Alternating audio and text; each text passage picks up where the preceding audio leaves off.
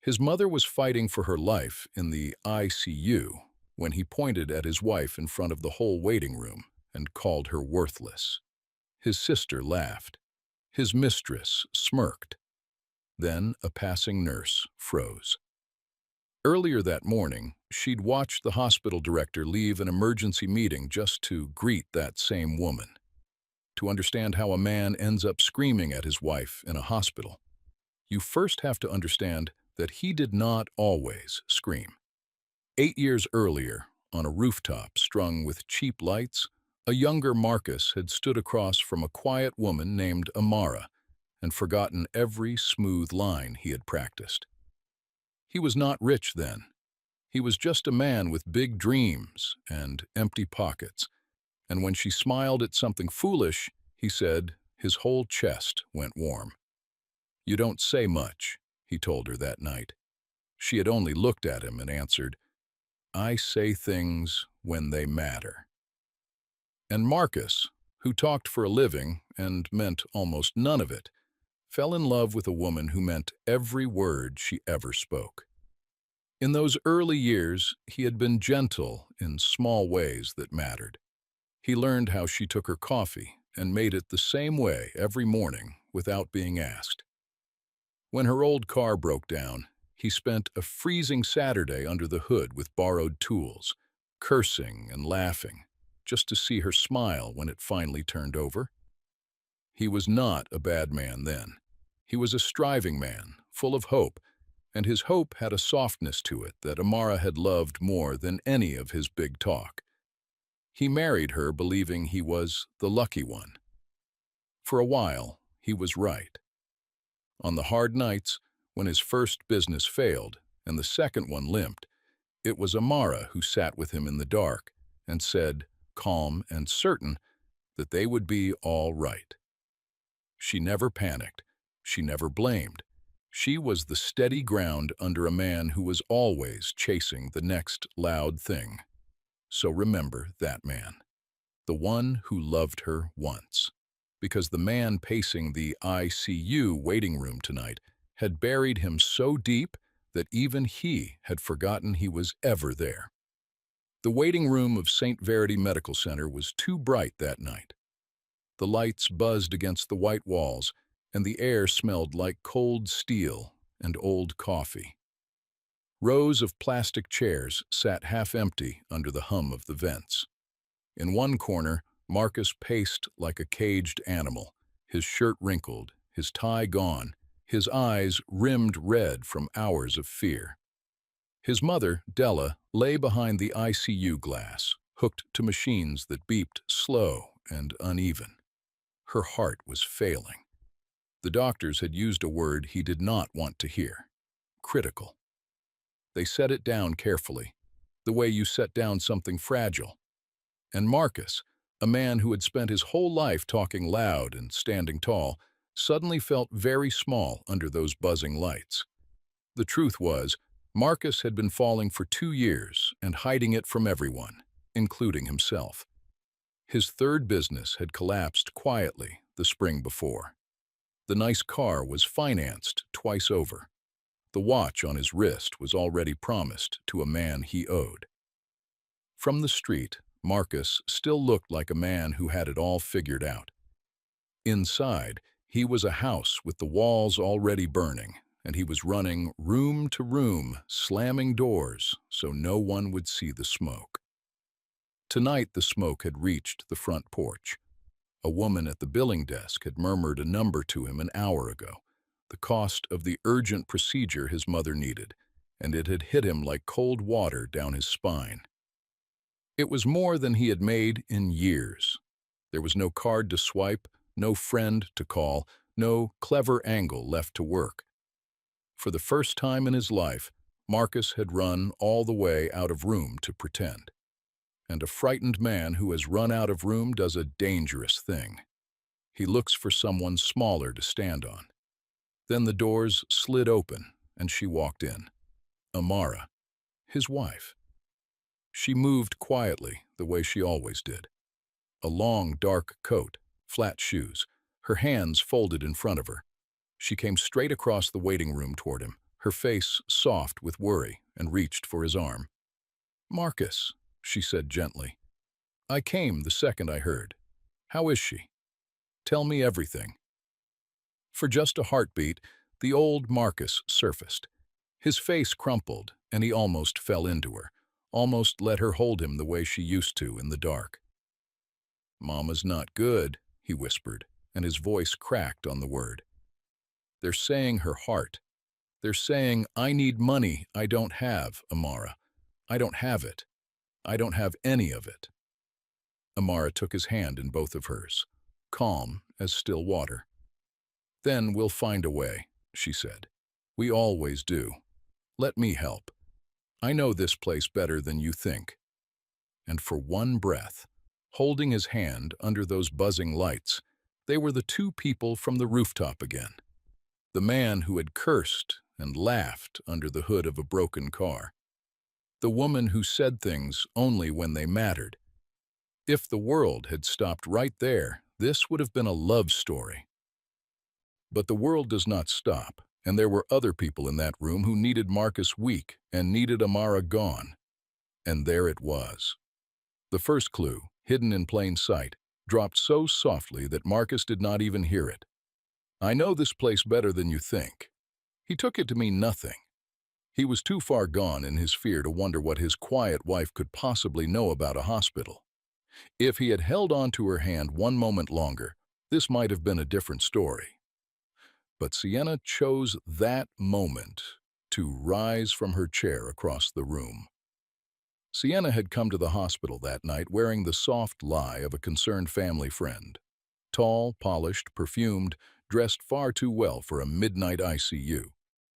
She crossed to Marcus and laid a manicured hand on his shoulder, easing him a careful inch away from his wife. "Marcus, honey," she said, her voice warm as syrup. "You shouldn't be carrying all this alone. Come sit. Let me get you some air." And just like that, she slid herself between the man and the only person who had come for him out of love instead of hunger. Marcus let himself be led away. That was the thing about him in his fear. He went wherever the loudest comfort pulled. And Sienna had made herself very loud and very comforting these last few months, in the quiet way that breaks a marriage one small inch at a time.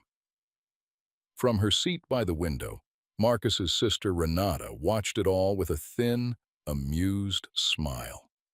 She had never liked Amara. She lowered her phone and said, just loud enough to carry, "Honestly, I don't know why she even came. It's not like she can do anything." A man 2 seats down shifted and pretended to study his shoes. Amara lowered the hand her husband had let go of. She did not chase him across the room. She simply watched the 3 of them gather on the far side of the waiting area, her husband, his sister, the woman in the expensive coat, and she breathed, slow and steady, the way a person breathes when they have decided not to let the storm get inside. She had learned that breath in another room, beside another bed, a long time ago.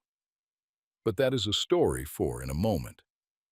Then Amara turned and walked toward the heavy doors of the ICU wing, the ones marked authorized personnel only. A young doctor on the other side held them open for her with a small nod. "Evening, ma'am," he said. "The team's expecting you." Marcus saw it. For half a second his brow creased. Why would the doctor speak to her that way? But Sienna was already pressing a paper cup of water into his hands, already talking, and the small, strange question dissolved before it could form. He decided, without deciding, that the staff were simply being kind to a worried wife. He went back to his fear. In fact, when Sienna leaned over and murmured, "Why are these people being so nice to her?" Marcus gave her the answer that made him feel least small. "She volunteers somewhere like this," he said with a shrug. "Hands out blankets, reads to sick kids, that kind of thing. They probably recognize her."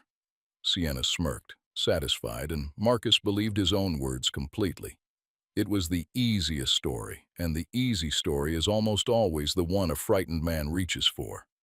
He had explained away the single biggest clue of the night with a shrug, and gone right back to feeling like the most important person in the room. He had no idea what his wife knew. Neither did Renata. Neither did Sienna. And for now, neither do you. That's the way it should be. Hold the question. The night is young. Behind the doors, Amara did not march into an office or bark an order. She stopped at the nurse's station and asked softly about the woman in bed 9. Della, her mother-in-law. She asked the way any frightened relative asks, and the night nurse answered her the way you answer family. But there was one small thing. When the nurse pulled up the chart, she greeted her not as Mrs. Caldwell, the name Marcus carried, but by another name entirely.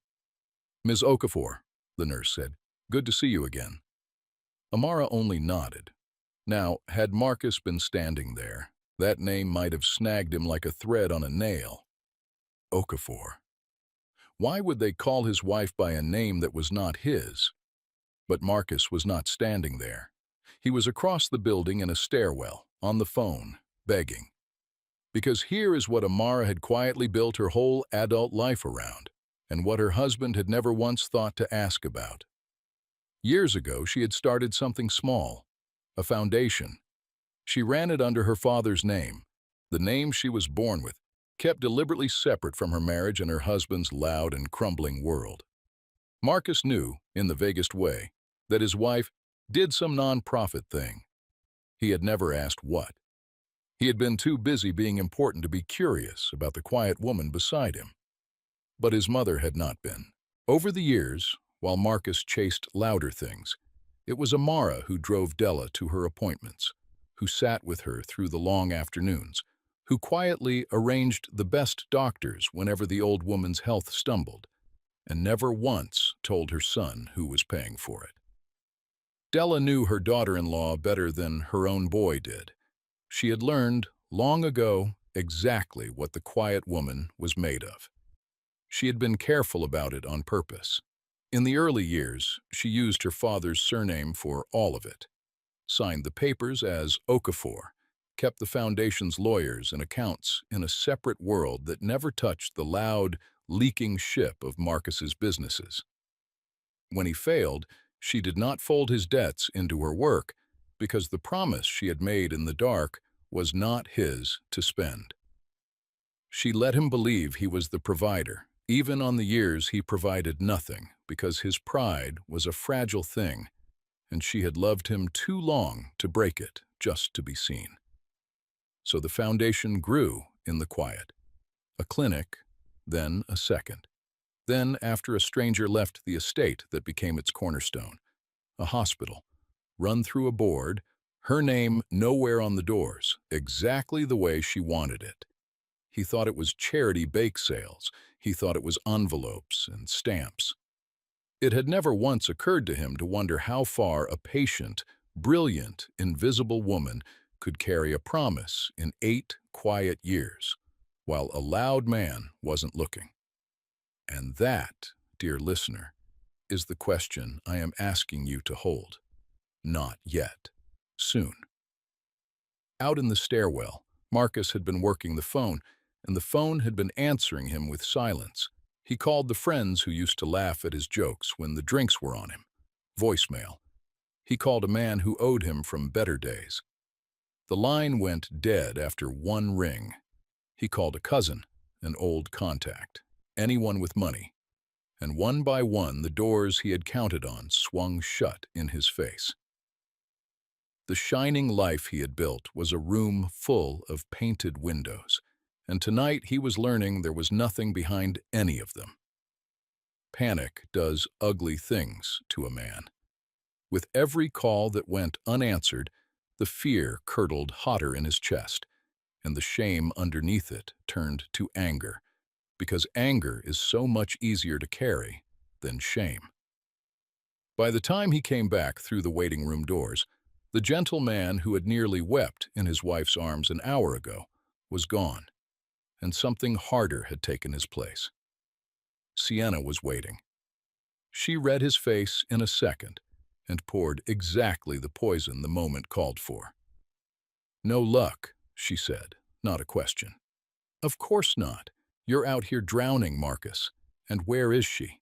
Standing around being useless while you fight for your mother's life alone. A real partner would have fixed this by now." "She offered to help," Marcus muttered, but the words came out thin. "Offered," Sienna repeated, and let the word rot in the air. "With what? Marcus, look at her. What has that woman ever actually brought to your life? You need someone strong beside you. Someone who matches you.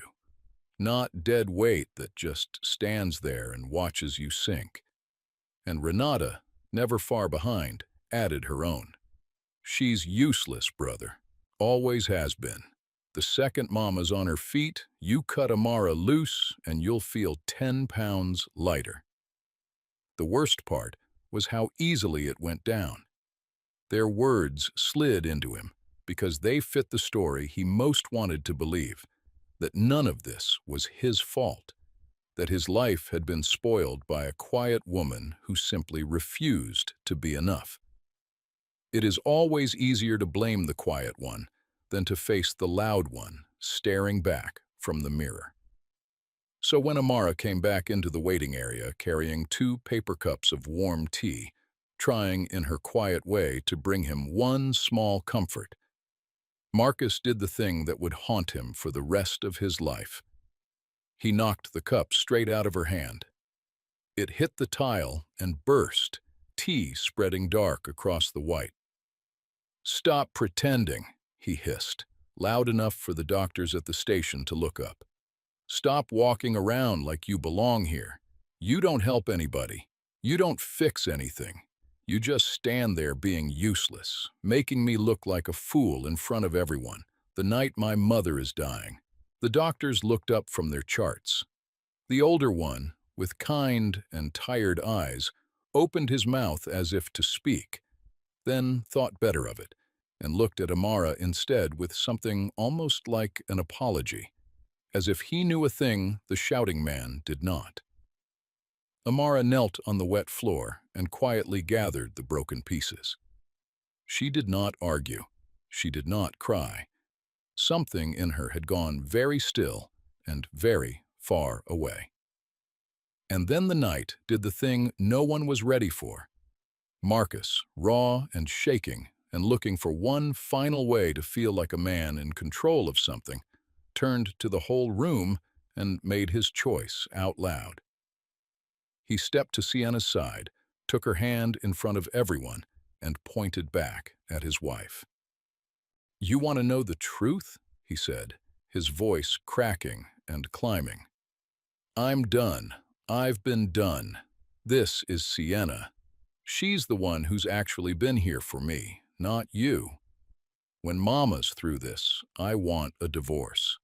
So you can stop pretending to be my wife, because in every way that counts, you stopped being her a long time ago."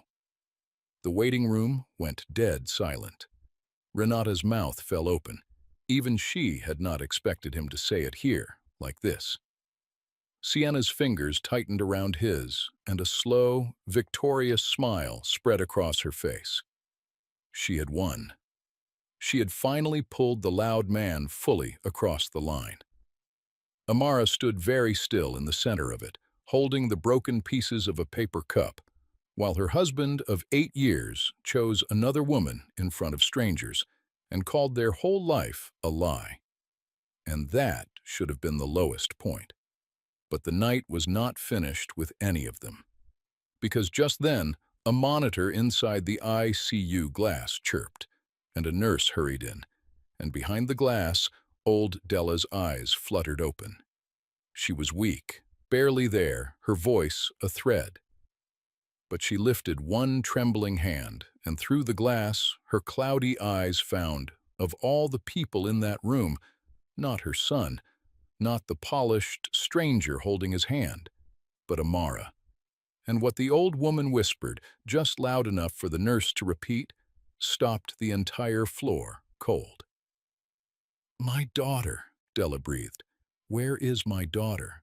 Where is the one who's been paying for everything? Don't let her leave. Silence. Marcus turned slowly, the blood draining from his face. What? He said. What did she just say? Paying for what? Mama, what are you talking about? Marcus wheeled on Sienna, then on Renata, his face white. Did either of you know what she's talking about? Paying. Paying for what? But Renata only shook her head slowly, her certainty cracking, and even Sienna had gone quiet. Her victory suddenly looking less like a throne and more like the edge of a cliff she could not yet see the bottom of. For the first time all night, the three of them who had been so sure, so loud, so comfortable in their cruelty, did not have a single thing to say. And Amara? Amara only looked through the glass at the old woman who had called her daughter, and a single tear slipped down her cheek. Not for herself, for Della, who had seen her clearly when her own son never could. But Della had slipped under again, and the nurse would say nothing more. And now there was a brand new question hanging over the whole waiting room, sharp and electric. Who had been paying? And why did a dying woman call Marcus's discarded wife her daughter? Hold that question too. We are almost there. It happened fast after that, the way the truth always does once it finally decides to come into the light. Before anyone could make sense of Della's words, a code alarm screamed out from the ICU. The old woman's heart was failing for real now. Doctors rushed the glass room, voices clipped and urgent, the machines climbing into a high and terrible wail. Marcus ran to the doors and slammed his fists against them, begging through the glass to be let in, begging anyone to save his mother. Please, he shouted, to the staff, to the ceiling, to a God he only remembered in moments like this. Do something! Do everything! I don't care what it costs. I'll find it. I'll find a way. Just please, save her. But he had no way. There was no way. And in that drowning moment, he spun around, found Amara still standing quietly behind him, and grabbed her hard by both shoulders. Divorce forgotten. Pride forgotten. Only the raw animal need of a son left. You, he gasped, shaking her. Mama said you were paying. What did she mean? If you can do something, anything, do it now. For God's sake, for once, do something. The whole floor had gone still. Nurses, doctors, Renata, Sienna, her victory curdling into confusion. Everyone watching the desperate man and the quiet woman in the center of the storm. And then the elevator at the far end of the hall slid open with a soft chime. A man stepped out in a dark, well-cut suit, moving fast, carrying himself like the most senior face in the entire building. The hospital director. The same man who, that very morning, had walked out of an emergency board meeting in the middle of a sentence just to shake this woman's hand. He did not so much as glance at Marcus. He went straight to Amara, and the entire floor of staff seemed to turn toward her at once, like a field of flowers turning to the sun. Ms. Okafor, he said, slightly breathless. Forgive the delay. It's authorized. The moment your office flagged the case tonight, we moved. Our finest team is in with her now. Everything in this building is at your disposal. He paused, then added the words that broke the night wide open. As it should be. You built it. Silence. The kind that has weight. The kind you feel pressing on your chest. Marcus stood frozen, his hands still half raised from where he had gripped her. What? He stammered. Built it. Okafor. Why is he calling you? What is he, Amara? What is he talking about? And Amara finally spoke, calm, quiet, devastating. She reached into her coat and drew out a small brass key, worn smooth, and held it up so the light caught it. My father died waiting for care in a ward that turned him away because he had no money, she said, her eyes steady on his. In his last hour, he gave me this key, and he asked me to build a place where no one would ever be turned away again. So I did, quietly, under my own name, the name I was born with, kept far away from your world on purpose. A foundation first, then a clinic, then, year by year, while everyone told me I was nothing, this. She let the silence stretch, and into that silence, every misread clue of the night came home to roost. The doctor who held the doors, the name the nurse had used, the way she had said, so softly, that she knew this place better than he thought. The volunteer story he had told Sienna with a careless shrug. One by one, they turned in his mind, from nothing into everything. And Marcus understood that the truth had been standing in the room with him the entire night, patient and quiet, waiting for him to stop shouting long enough to see it. He never had. This hospital, Marcus, the one keeping your mother alive right now, the foundation behind it carries my father's name. I don't run it from a corner office with my picture on the wall.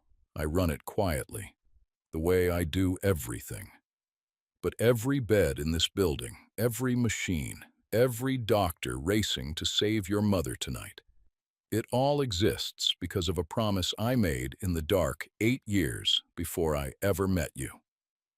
The woman you just divorced in front of these strangers is the reason your mother has a single chance to see the morning. Marcus could not breathe. For a long moment, the brass key hung in the light between her fingers, small and worn and somehow heavier than every loud word he had ever thrown. Such a little thing. A key her dying father had pressed into a frightened girl's hand. And that little thing had opened a door wide enough to hold an entire hospital, an entire promise, an entire life she had built without once asking him to see it. Then the realization landed on him all at once, and it landed like a building coming down. Her words at the door. I know this place better than you think. The name the nurse had used, the doctor holding the doors, his own mother, with her last clear breath, calling this woman her daughter, asking who had been paying. The quiet, non-profit thing he had laughed off as bake sales and stamps. The 2 years his own businesses bled out while a steady, invisible hand kept their home afloat, and he never once asked how.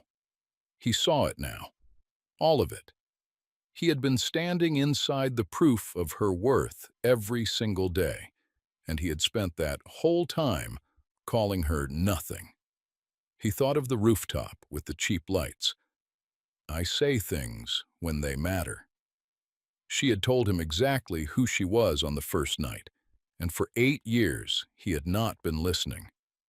He thought of every time she had gone quiet at the dinner table while he bragged about a deal that was already dead. He had read that quiet as dullness. It had been mercy. She had been letting him keep his pride. He thought of the months his accounts ran dry, and somehow the mortgage was always paid, the lights always on, the cupboards never quite empty, and how he had told himself he must have managed it, must have been smarter than he felt. It had been her.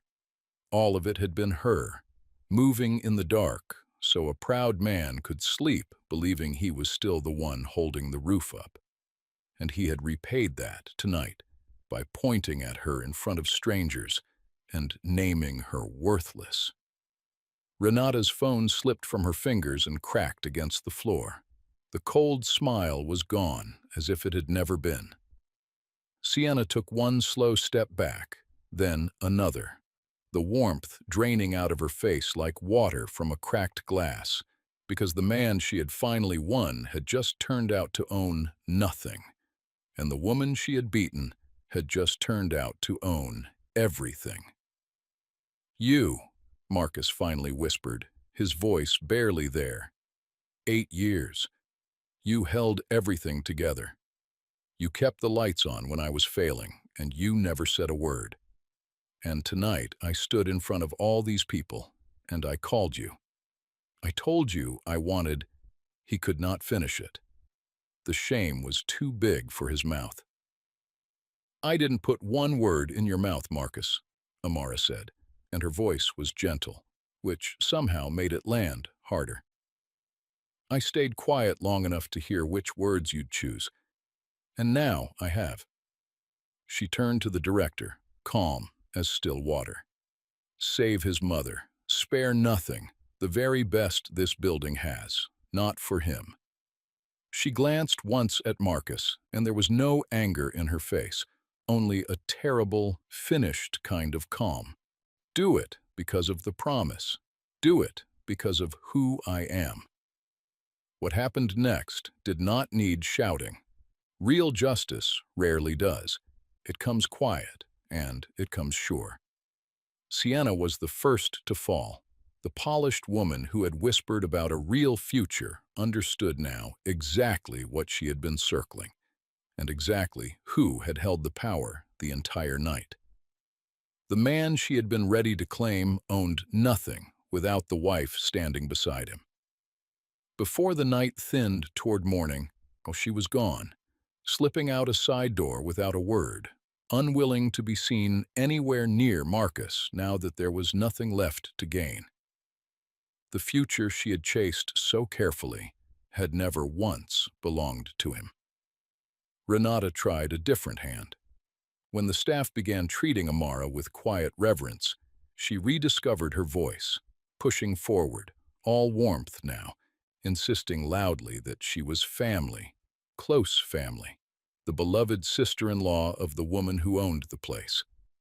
A calm nurse only asked her to please lower her voice or step outside. When she did not, two quiet members of security walked her gently but firmly to the lobby. The woman who had laughed in a hospital spent the rest of that night alone on a hard bench by the doors, important to no one.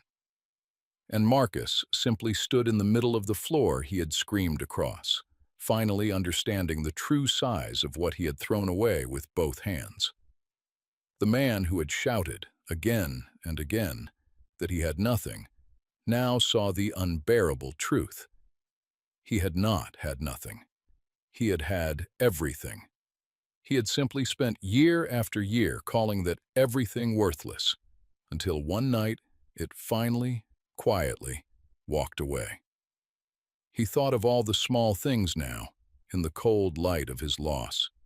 The dinners she kept warm on the nights he came home, late and cruel. The way she never once threw his failures in his face the way he threw hers. The calm certainty of her voice in the dark, telling a failing man they would be all right, and then quietly, invisibly, making it so. The steadiness he had mistaken for weakness had been the strongest thing in every room he had ever stood in. He had been handed something rare, and he had burned it like a fool burning a fortune to stay warm for a single night. Upstairs, behind the glass, the surgery worked.